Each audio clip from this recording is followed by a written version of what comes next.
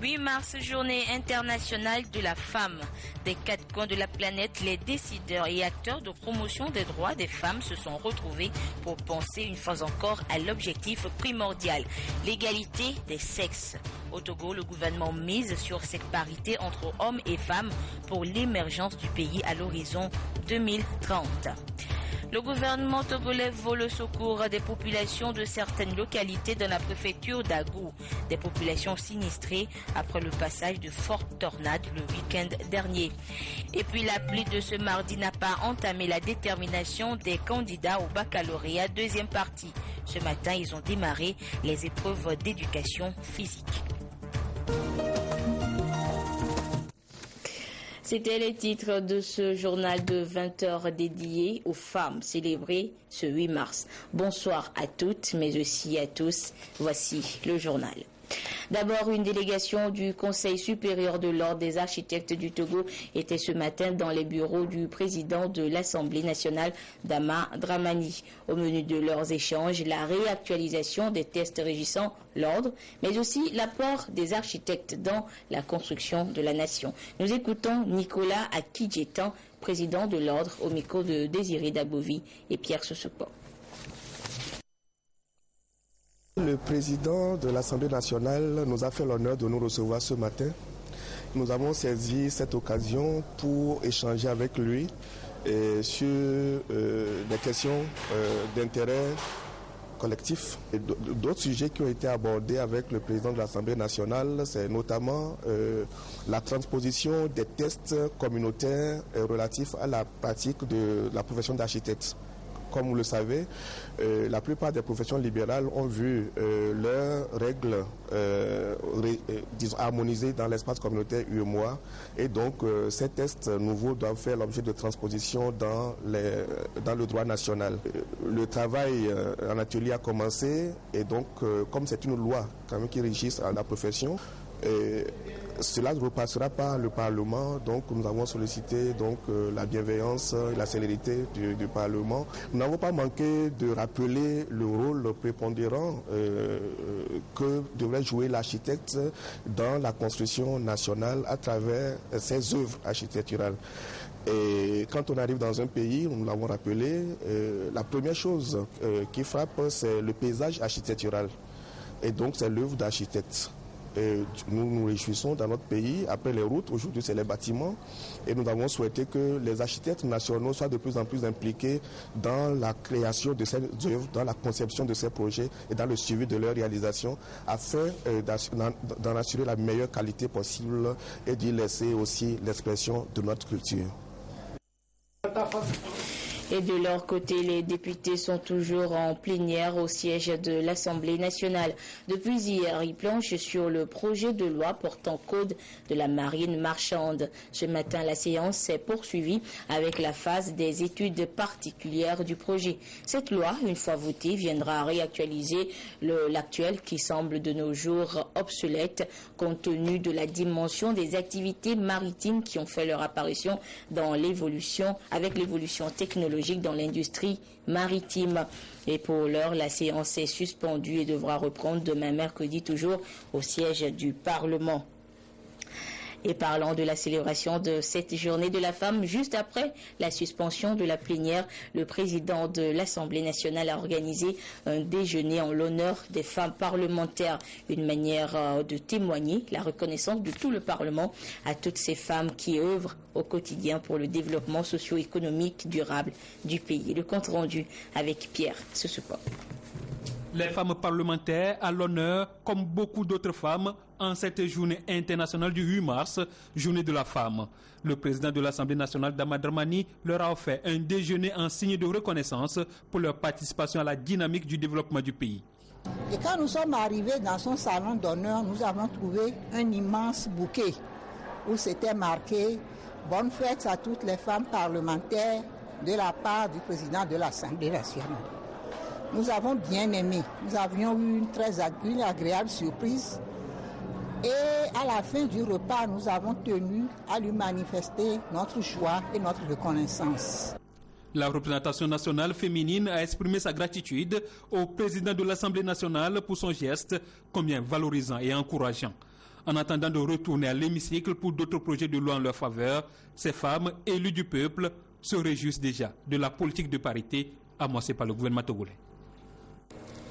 Et cette célébration de la journée de la femme a démarré dans notre pays depuis plusieurs jours et a connu donc son apothéose ce 8 mars au Palais des Congrès de Lomé. Nous reviendrons sur les activités donc de cette journée dans le courant de cette édition.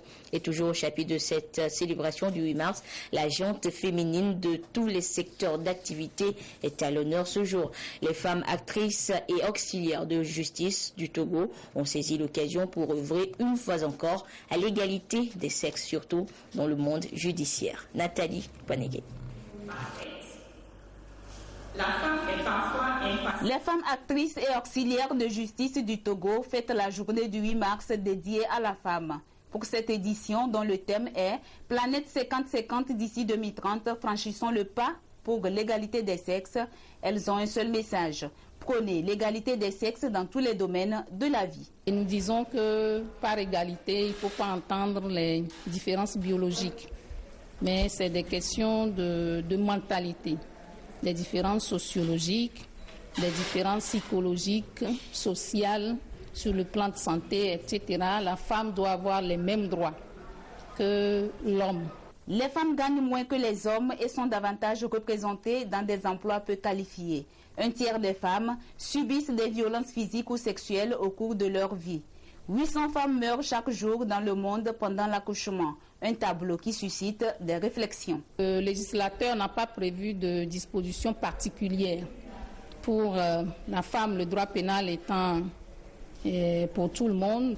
Et c'est pour cela d'ailleurs que nous voulons en débattre, pour voir quelles sont les recommandations que nous pouvons faire dans ce sens-là, compte tenu des conditions de détention que nous connaissons, comment les femmes sont détenues en prison, et si les enfants, les innocents qui n'ont rien fait, vont subir les mêmes sorts que leur maman, naître en prison et grandir en prison. C'est donc à juste titre que sur le plan national, le Togo a choisi cette année de mener les débats autour du thème « Droits égaux et opportunités égales pour un Togo émergent d'ici 2030 ». Le 8 mars est un créneau trouvé pour penser à la femme, ou plutôt aux femmes dans leur ensemble, leurs conditions de vie, de travail, bref, leur épanouissement. Et pour le gouvernement togolais, c'est plutôt une journée trouvée pour faire le point de toutes les initiatives prises en faveur des femmes. Pour l'épanouissement et surtout l'autonomisation de celles-ci, plusieurs avancées sont à noter dans notre pays. Esther Laclé nous en rappelle quelques-unes dans ce dossier.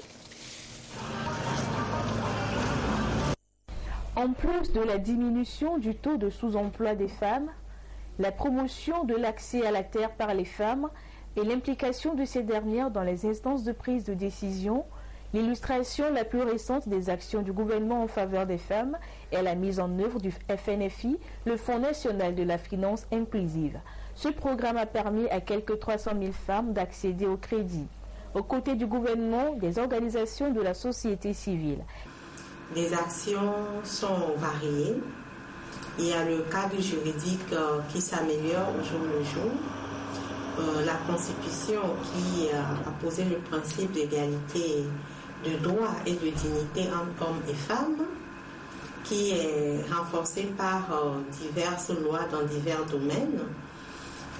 La dernière loi qui constitue une véritable avancée est le Code pénal, qui sanctionne les violences faites aux femmes.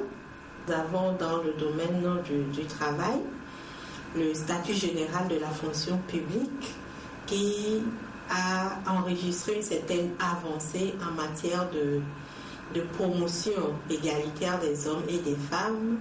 Dans le domaine de l'éducation, nous enregistrons également des avancées. Aujourd'hui, nous ne sommes pas loin de la parité filles-garçons dans l'accès dans la fréquentation au cours primaire. Et nous notons également des programmes variés pour encourager la scolarisation des filles, pour encourager le maintien des filles dans le cursus scolaire. Toutes ces actions visent l'autonomisation de la femme. Malgré cela, les actes discriminatoires persistent et les efforts doivent se poursuivre. Nous devons continuer à travailler sur l'élimination des discriminations, des stéréotypes, et c'est à juste titre que au niveau des objectifs de développement durable, éliminer les violences constitue une cible liée à l'objectif sur l'égalité des sexes. Au-delà des discriminations, des défis demeurent par rapport à l'autonomisation économique des femmes. Dans le cadre de la célébration du 8 mars 2016, nous faisons une campagne d'information sur le thème international et le thème national. En plus de cela, nous avons prévu de valider les 10 et 11 mars 2 études. Une première qui porte sur les violences en milieu hospitalier, violences à l'endroit des femmes gestantes et parturientes. Nous avons réalisé une deuxième étude qui concerne les pratiques socioculturelles favorables ou néfastes à la santé de la mère et du nouveau-né.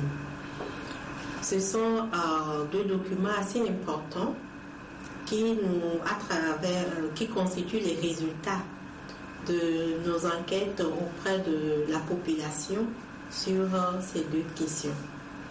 Et au cours d'un atelier national, nous allons présenter les résultats de ces études aux professionnels de santé.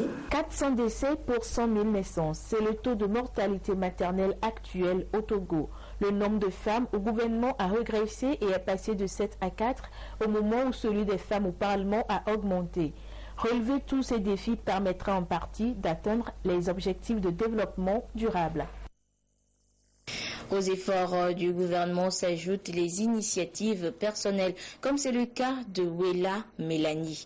Elle est responsable de la promotion de la femme dans la Kara et a fait de l'autonomisation de la femme rurale une mission. Vous allez le voir, elle ne ménage aucun effort pour permettre à ses sœurs de s'épanouir. Augustin Kossi et Aimé Abalo l'ont vu à l'œuvre dans la préfecture de Dofelgo. Regardez. Chaque jour, avec sa moto, elle parcourt sa zone d'intervention à la rencontre des femmes pour les aider à résoudre leurs problèmes. Dans la région de la Kara, Mélanie est la responsable de la promotion de la femme, une fonction qu'elle assume avec beaucoup de doigté. Elle arrive à gagner le cœur des femmes, à devenir leur complice et donc à faire passer aisément ses messages pour amener ces femmes à évoluer au même titre que les hommes. Mélanie est sur tous les fronts: scolarisation des jeunes filles, organisation des groupements de femmes, communication dans les familles, appui conseil dans les écoles et lutte contre les grossesses précoces. Le ministère a initié un projet d'appui aux filles issues des familles démunies, où nous passons régulièrement chez les parents pour entretenir aussi bien les parents que les jeunes filles sur leur scolarité. Donc l'appui consiste à leur offrir des kits dès chaque rentrée pour les encourager à aller et à avoir les mêmes chances que les autres à l'école. Chaque défi relevé est célébré comme une victoire commune sur la pauvreté et les discriminations basées sur le genre. Les témoignages sont assez éloquents. On a bénéficié de beaucoup de choses. On nous a appris comme la gestion. À base de cette formation, on a commencé à se forcer aussi à faire certaines choses de plus que ce qu'on connaissait avant. Il y a les syndicats. Avant, des fois, c'est les hommes seulement présents, trésoriers, tout ça là. Maintenant, il y a les femmes trésorières et présidentes même, il y en a aussi.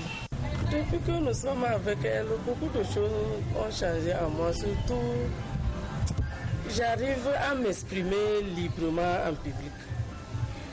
J'arrive à m'exprimer librement en public, à exercer mes activités, à participer aux réunions, à demander la parole librement aussi quand je suis dans un groupe. Cette année, la communauté internationale appelle tous les acteurs à intensifier les efforts pour offrir plus de chances aux femmes pour un développement équilibré, partagé et inclusif. Et les femmes en sont conscientes. Si nous n'avons pas réussi, je pense que nous devons faire tout pour que nos filles réussissent. C'était par manque d'information. Nos parents n'avaient pas fréquenté.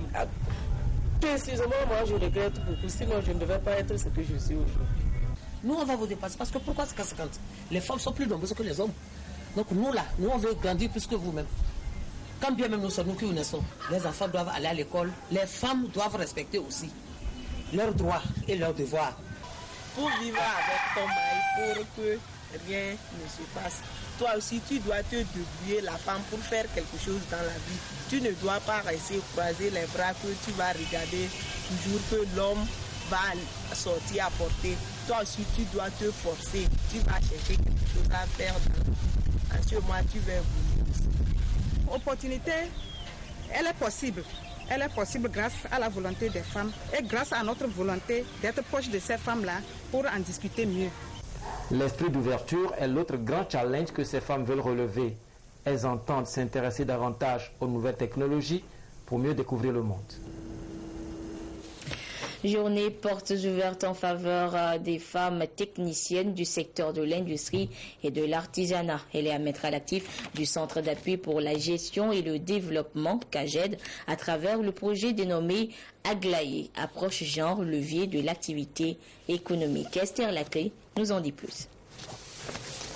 Au Togo, les femmes représentent 51,4% de la population et sur le plan économique, 57% des actifs. Elles font la fierté du pays à travers leur bravoure, leur courage, leur audace et leur ténacité. Seulement voilà, les femmes techniciennes dans le secteur industriel et artisanal peinent à émerger. Elles sont sans emploi très souvent à cause de leur statut et des préjugés liés au genre. Leur insertion socio-économique préoccupe le Centre d'appui pour la gestion et le développement et c'est à travers le projet Aglaé, approche genre levier de l'activité économique qu'a été organisée cette journée porte ouverte. Ces jeunes filles souvent se retrouvent au marché en train de faire des petits commerces ou dans des spécialités qui ne les concernent pas.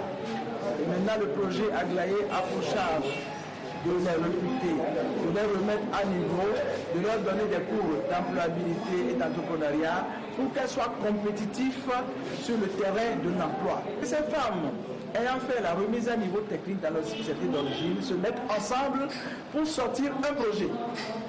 Et aujourd'hui, les électriciennes et les électroniciens et ceux qui ont fait l'informatique se sont mis ensemble pour créer un objet technique. Arrivé à votre devanture, vous enlevez votre phone, vous activez le Wi-Fi, vous appuyez sur allumer, votre porte s'ouvre. Quand vous entrez, vous n'êtes pas obligé de sortir de la voiture avant de fermer la porte. Vous fermez ça directement sur votre portable et le portail se ferme. 30% d'entreprises créées et 70% de femmes insérées. Les bénéficiaires sont titulaires du CFA, certificat de fin d'apprentissage, du CAP, certificat d'aptitude professionnelle, du bac, de la licence et du master. Au total, 90 femmes ont été accompagnées dans l'exécution de la phase 2 du projet Aglaé. Akofa est l'une d'entre elles, elle est électronicienne de formation. La technique, je dirais aujourd'hui que c'est comme une passion pour moi. Et aussi, j'ai reçu beaucoup d'encouragement de la part de ma famille. Lorsque je suis rentrée à CFAO, j'ai aussi reçu beaucoup d'encouragement là-bas. Et c'est ce qui a fait que j'ai aimé le métier. Et aujourd'hui, je suis devenue ce que je suis. Le projet a reçu l'appui de la fondation Magdenhaus. Le CAGED, initiateur, est une organisation non gouvernementale portée sur les fonds baptismaux en août 1995. Sa principale mission est d'encadrer les jeunes et les préparer à leur premier emploi et réduire ainsi le chômage. L'autre actualité de cette édition, la ministre de l'Action sociale et son collègue de la communication étaient hier à Kolopando dans la préfecture d'Agou. Ils sont allés apporter la compassion et le soutien du gouvernement à travers des vivres et non-vivres aux populations de Kologan et Kolopando, deux villages victimes d'une tornade le samedi 5 mars dernier. Les vents violents ont décoiffé les maisons puis arraché les arbres avant que la pluie ne vienne provoquer l'effondrement de certaines concessions. Le reportage est signé Tchassina Baga.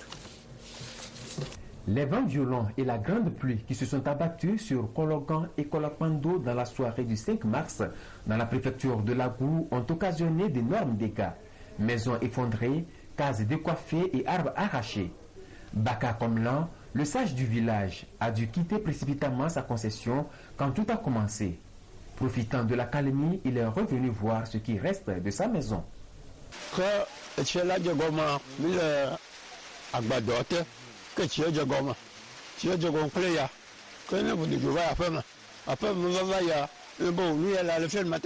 la violence du vent et de la pluie, je me suis rendu compte que la case allait tomber et je suis allé m'abriter chez l'instituteur. C'est de là que j'ai vu le toit de ma maison partir. La maison du chef et cette église n'ont pas pu résister à la violence des intempéries. Partout dans le village, c'est la désolation. De la mémoire commune, jamais personne n'a vu pareille catastrophe. Cela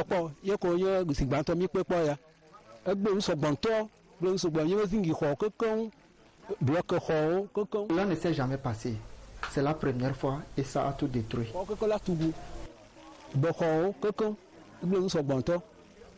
On dénombre 76 ménages affectés à Kolopando et 36 à Kologan. Informé du sinistre, le chef de l'État a dépêché une délégation interministérielle dans les deux localités. Face à l'urgence des besoins, la ministre de l'Action sociale et son collègue de la communication se sont rendus de nuit à Kolopando pour apporter les premiers secours aux populations sinistrées. Face à l'étendue de ces dégâts, donc nous avons été instruits par le chef de l'État pour venir présenter notre compassion, la compassion du gouvernement et aux populations sinistrées des deux villages. Et à l'occasion, nous avons apporté des non-vivres et des vivres pour soulager un tant soit peu leur peine en attendant une évaluation qui précise les réels besoins des populations. La Fondation Assal est une fondation citoyenne qui s'occupe du bien-être des femmes et des enfants. Nous avons appris hier le sinistre qui a eu lieu ici et nous nous sommes mobilisés immédiatement. Nous sommes rentrés en contact avec le ministre des Affaires sociales pour leur proposer notre aide en essayant de déployer un peu les moyens que nous avions immédiatement. Donc dès ce matin, nous avons mobilisé nos équipes et nous avons pu récolter des tôles, des vivres, des ensembles de choses que nous avons pu convoyer ici. Lorsque la tornade est déclenchée, nous essayons d'apporter ou bien de chercher par quels moyens nous pouvons subvenir à nos besoins. Mais voilà que le gouvernement vient à nous et que nous apportons et nous apporte de quoi vivre, de quoi subvenir à notre besoin. Nous disons merci au gouvernement. Le don est composé de sacs de maïs, de riz, de nattes, de couvertures, de moustiquaires, de seaux, de savon, de cahiers et de tôles. Une équipe de l'Agence de solidarité nationale est sur place pour répartir le don et permettre aux populations de s'abriter vu qu'il continue de pleuvoir dans la région. Et on revient à l'actualité du jour, la célébration de la journée de la femme. Aujourd'hui, jour J, la célébration a connu donc son apothéose du côté du Palais des Congrès de Lomé. À l'international, cette journée est placée sous le thème Planète 50-50 d'ici 2030. Franchissons le pas pour l'égalité des sexes. Mais au Togo, les attentions étaient focalisées sur les droits égaux et opportunités égales pour un Togo émergent d'ici à 2030. Des précisions avec Sonia Aménico et Charlotte Monsimé. C'est le 8 mars, la journée internationale de la femme et les femmes togolaises sont à l'honneur. C'est notre fête, nous sommes en joie. Cette année, l'accent est mis sur l'aspiration à un monde plus équilibré où l'égalité des sexes sera une réalité vécue, promue et entretenue à l'horizon 2030. Il faut donc mettre fin aux défis qui entravent l'épanouissement des femmes et des filles. Grossesse et mariage précoce, analphabétisme, asservissement, manque d'accès aux facteurs de production. J'interpelle nos sœurs de ne pas se servir de leurs filles pour s'enrichir et éviter les mariages forcés. Les filles elles-mêmes doivent être responsables dans leur tenue. La journée de la femme, elle permet de dire à nos élèves, surtout celles qui sont encore dans des classes inférieures, de réussir brillamment leurs études pour faire d'abord honneur à son genre et ensuite honneur aux parents, à la famille et ensuite à la nation. J'exhorte toutes les femmes à travailler, à œuvrer pour le développement de notre Togo. Nous avons besoin des femmes. Les femmes doivent travailler. Nous avons toutes les opportunités devant nous. Nous devons combattre, élever nos enfants.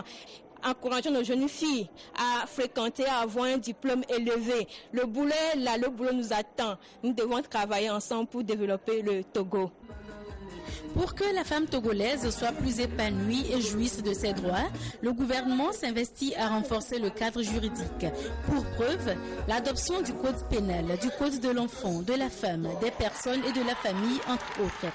Des efforts sont également faits dans le domaine de la santé et de l'éducation, subvention de la césarienne, gratuité de l'école primaire, programme d'alphabétisation fonctionnelle des femmes et bien d'autres. Il est nécessaire, cependant, malgré ces avancées significatives, de souligner qu'il y a encore du chemin à faire pour parvenir à une égalité effective des droits entre l'homme et la femme.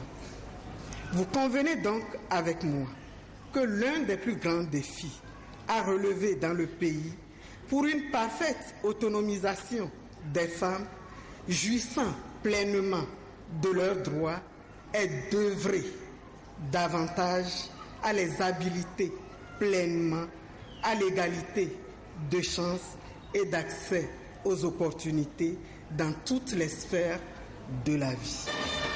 Pour une réelle émergence du Togo, il est alors indispensable que les fils et filles s'engagent à apporter leur contribution à l'effectivité de l'égalité des sexes et de l'autonomisation des femmes, vu qu'elles constituent 52% de la population, un capital humain important pour booster les efforts de croissance du pays.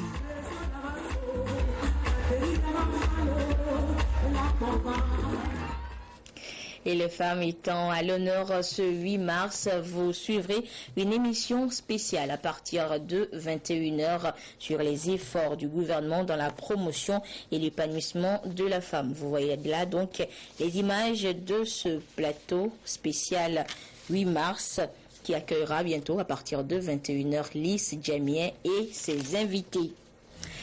Les candidats au baccalauréat première partie ont entamé depuis ce matin les épreuves des activités de l'éducation physique et sportive. Et à cet effet, le ministre en charge des sports, Guy Madjé Lorenzo, était au lycée de Tocoin ce matin pour constater le démarrage effectif des épreuves et surtout encourager les candidats et leurs examinateurs. Gérard Lagoudou, Esther Laclé. Les activités de l'éducation physique et sportive ont officiellement démarré ce mardi pour le niveau baccalauréat première partie. Elles permettent aux candidats d'obtenir des points pour leur réussite aux examens de fin d'année. Nous avons la course à la vitesse, la course de résistance, le grimper à la corde, le saut en longueur, le saut en hauteur et le lancer de poids.